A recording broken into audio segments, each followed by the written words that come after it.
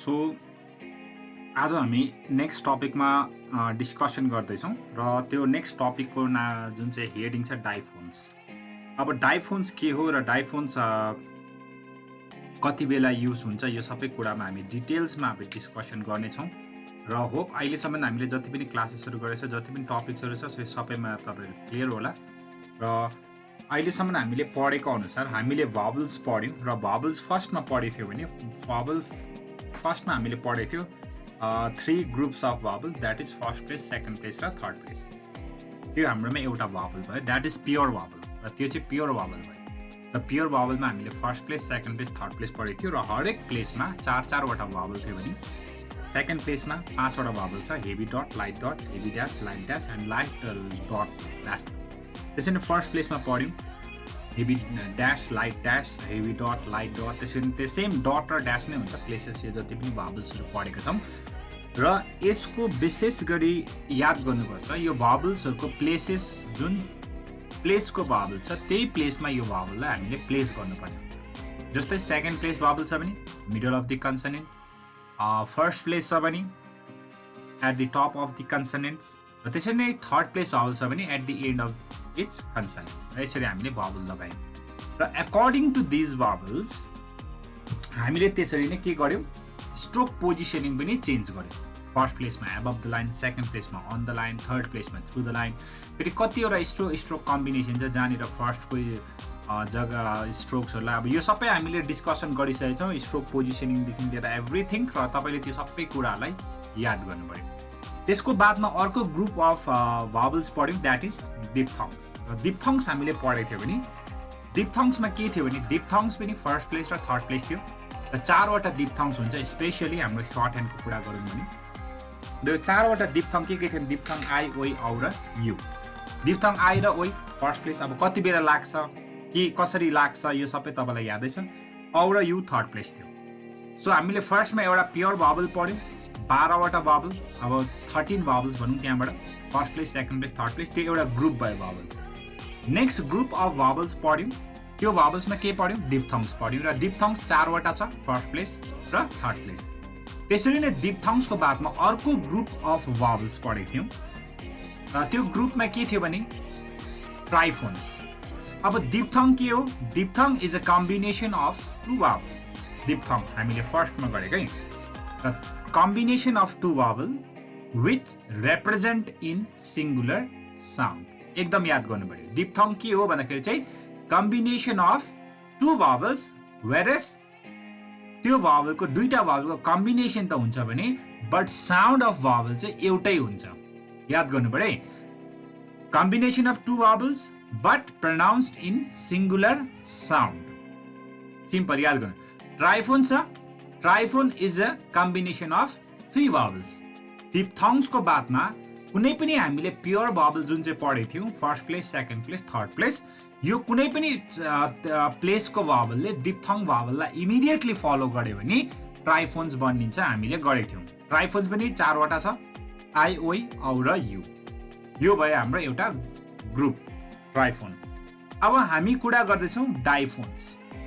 अब यो डाइफोन्स पनि के हो भन्दाखेरि diphones is also a combination या युनिट अफ 2 भावल्स। 2टा भावलको कम्बिनेसन हो, 2टा भावलको युनिट हो।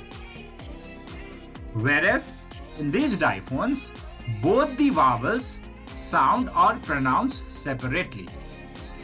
डिप्थङ्स पनि 2टा कम्बिनेसन हो भावलको, त्यहाँनिर चाहिँ 2टा भावलको कम्बिनेसन हुँदाहुँदै पनि हामीले त्यो भावललाई सिङ्गल साउन्डमा प्रोनाउन्स गर्थ्यो भने वेरएस डाइफोन चाहिँ कम्बिनेसन अफ 2 भावल हो र त्यो 2टै भावललाई चाहिँ हामीले सेपरेटली प्रोनाउन्स गर्नुपर्छ।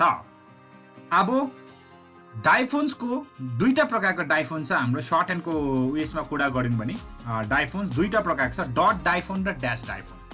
अब यो डाइफोन कति बेला लाग्छ भन्दाखेरि अगाडि हामीले जतिवटा पनि भावल पढेको छौँ, याद गर्नु पर्यो, जति पनि भावल्स हामीले पढेको छौँ, जुन चाहिँ अघि नै मैले भने सिम्पल भावल्सबाट जुन चाहिँ छ first place, second place and third place, त्यहाँनिर हामीले 13वटा भावल कभर गरेको थियौँ। त्यो 13वटा भावलले कुनै पनि भावललाई एक अर्कामा फलो गरे, एक अर्कामा फलो गर्दैछ र फलो मात्रै गरेर हुँदैन, फलो गरेको छ इमिडिएटली एक अर्कालाई भावललाई फलो गरेको छ अनि साउन्ड पनि दुईटैको सेपरेटली आउँदैछ भने हामी त्यतिखेर युज गर्छौं डाइफोन्स। अब डाइफोन्स दुईटा छ, यहाँ देख्न सक्नुहुन्छ फर्स्टमा this one is dot diphone and this one is dash dash diphone. र डट डाइफोन र ड्यास डाइफोन भनेको के हो भन्दाखेरि चाहिँ यो दुईटा साइडमा डाइफोन रिप्रेजेन्ट गर्छ। डट डाइफोन भनेको चाहिँ अब दुईटा भबलले एकअर्कालाई फलो गर्दाखेरि लाग्छ डाइफोन, र दुईटा भबलबाट फर्स्टको भबल के छ, फर्स्टको भबल डट छ भने we have to use this dot diphone.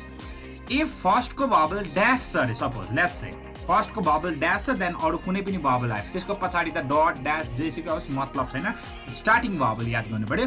दुईटा जुन चाहिँ भबलको कम्बिनेसनमा फर्स्ट भबल चाहिँ के छ, यदि फर्स्ट भबल डट छ भने we have to use this sign for dot diphone and if first vowel followed by any other vowel dot या dash जेले पनि फलो गर्यो भने फर्स्टको ड्यास छ भने we have to use this sign that is for dash vowel। So यो दुईटा sign छ डाइफोनको।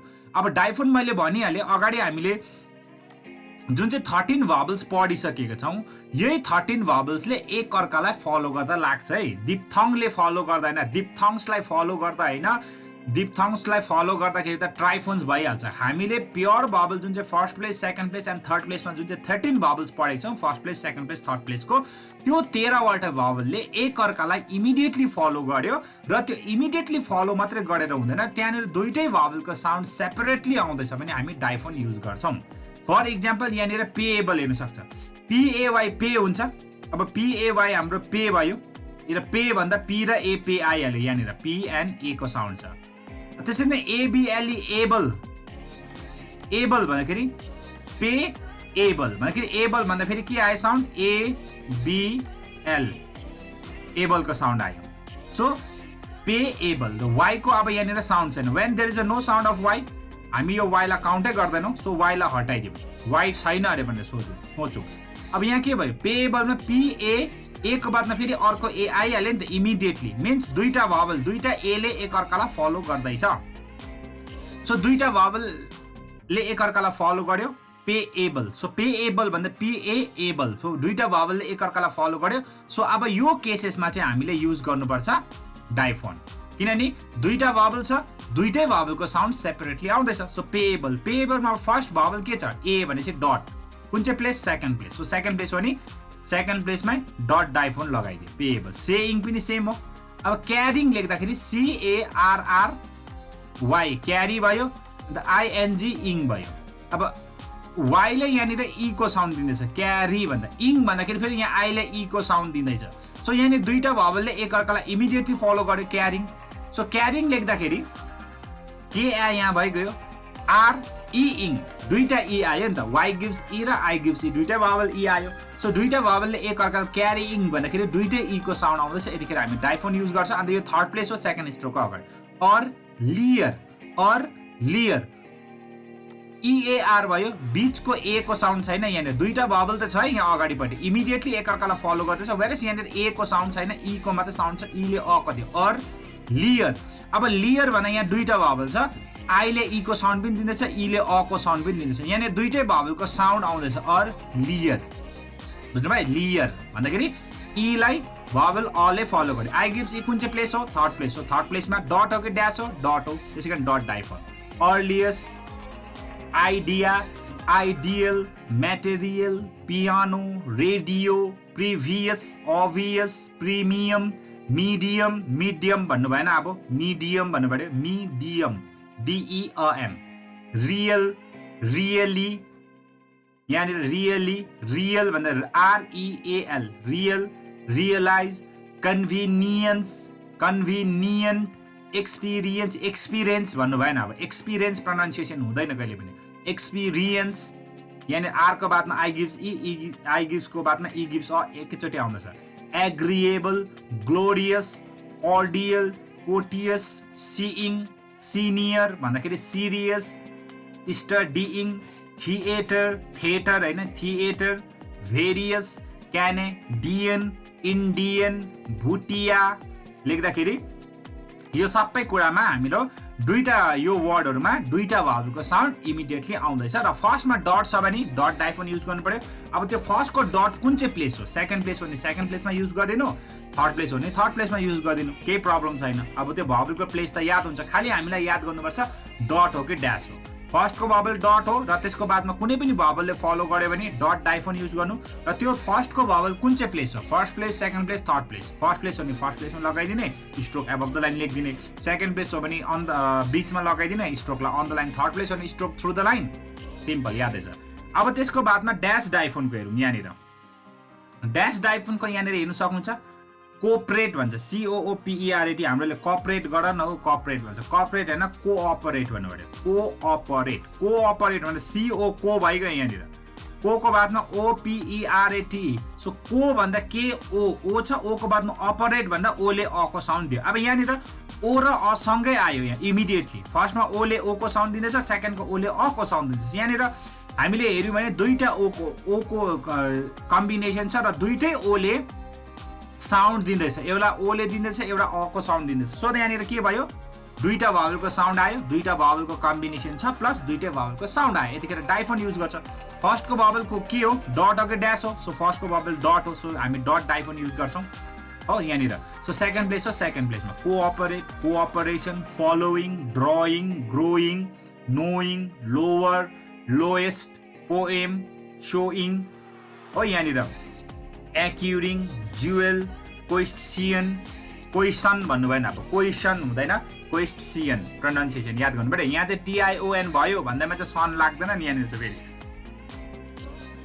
क्वेस्टियन, युनियन, सजेसन हुँदैन, TION ले हमेसा सनको साउन्ड दिँदैन, याद गर्नु पऱ्यो। यहाँनिर TION ले सियन, यहाँ सजेसियन भन्दाखेरि टी को बादमा आई गिभ्स ई र ओ गिभ्स अ। यहाँ डाइफोन, सियन, मिलियन, गार्डियन लेख्दाखेरि यसरी लेख्नु पर्यो। So this is all about diphone. So हामीले this is another group of vowels of Pitman shorthand. र पिटम्यान शॉर्टहैन्डमा फर्स्टमा we did simple vowels, that is first place, second place and third place, heavy dot, light dot, heavy dash and light dash. So these are all the simple vowels, group of simple भावल्स, बुझ्नुभयो। Then हामीले गर्यौँ diphone. So diphone is another group of vowels. Diphone भनेको combination of two vowel where both the vowel एउटा single साउन्डमा pronounce हुन्छ। देखिन आयो triphones. Triphones is a combination of three vowels. कति बेला लाग्छ थ्री भावल भन्दाखेरि when there is any immediate vowel after diphthongs। बुझेको बुझ्यो, चारवटा diphthongs छ, चारवटा diphthongs को बादमा if there is any immediate vowel, in that cases we use triphones। Simple। त्यो भयो। Now diphones. So diphone is also a combination of two vowel where both the vowel sound are pronounced separately. So two kind of diphones are, that is dot and dash. Dot means the first vowel dot then followed by any other vowel. First vowel dash followed by any other vowel, त्यतिखेर चाहिँ dot र dash diphone लाग्छ। This is all about diphone. So hope diphone को तपाईलाई clear भइसक्यो होला। Diphone use गर्दाखेरि अब हमेशा दुईटा भावलको कम्बिनेसन हुँदाखेरि चाहिँ डाइफोन लाग्दैन है, याद गर्नु पर्यो। जस्तो मैले BEAR बेयर हुन्छ, एउटा बियर हुन्छ, तर यो बेयर हो भने एउटै साउन्ड छ, एकै मात्रै साउन्ड छ, एउटा मात्रै भावल, दुईटा लाग्यो भावल छ भन्दैमा डाइफोन लाग्दैन। BOUGHT बट, बट भन्दा OU छ, दुईटा छ, बट भन्दा तर एउटा साउन्ड आयो, one sound is there. But भन्दा OU हुने साथ फेरि डाइफोन लागेन, बट भन्दाखेरि एउटा साउन्ड छ, so we have to use one sound हो, सिम्पल भावल अगाडिको। सो TOOL दुईटा ओ छ नि यहाँनिर, टुल। सो यहाँनिर यो दुईटा ओ आओस्, तीनटा ओ आओस्, एउटै साउन्ड दिँदैछ, त्यतिखेर हामी ओरिजिनल भावललाई लाग्छौँ। र दुईटा भावलको कम्बिनेसन त हरेक वर्डमा तपाईँले पाउन सक्नुहुन्छ। यो डाइफोन चाहिँ त्यति बेलै मात्र युज गर्ने जहाँनिर दुईटा भावल छ, कम्बिनेसन छ दुईटा भावलको, अनि दुईटै भावलले सेपरेटली साउन्ड दिँदैछ भनी मात्रै हामी डाइफोन युज गर्छौँ। सो बी भेरी स्योर कति बेला डाइफोन लाउने भनेर। So this is all about diphone of Pitman shorthand. Hope तपाईँहरूलाई यो क्लियर भयो होला। यो एकदम तपाईँलाई आई थिङ्क यहाँनिर केही प्रब्लम नहुनु पर्ने। This is all about diphones. र यसरी तपाईँको यो डाइफोन्सको बारेमा अब सकेपछि हामी नेक्स्ट च्याप्टरमा अभियसली जानेछौँ। र त्यसको लागि भिडियोलाई लाइक गर्नु पऱ्यो, कमेन्ट अब के कस्तो लाग्दैछ कमेन्ट आफ्नो आफ्नो दिनै पऱ्यो, मुनिपट्टि दिनु एकदम जरुरी छ गाइस। र त्यसरी तपाईँले केही पनि टपिक छ, कुनै पनि टपिक तपाईँले बुझ्नु भएको छैन भने पर्सनली पनि मलाई कन्ट्याक्ट गर्न सक्नुहुन्छ, अदरवाइज कमेन्टको थ्रु पनि तपाईँले मलाई लेखेर दिन सक्नुहुन्छ। मोर फ्युचर भिडियो अपलोड हुनेछ तपाईँको यो युट्युब च्यानलमा, त्यस कारण युट्युब च्यानललाई सब्सक्राइब पनि गर्नु पर्यो है त। यति भन्दै आजलाई थ्याङ्क यू भेरी मच।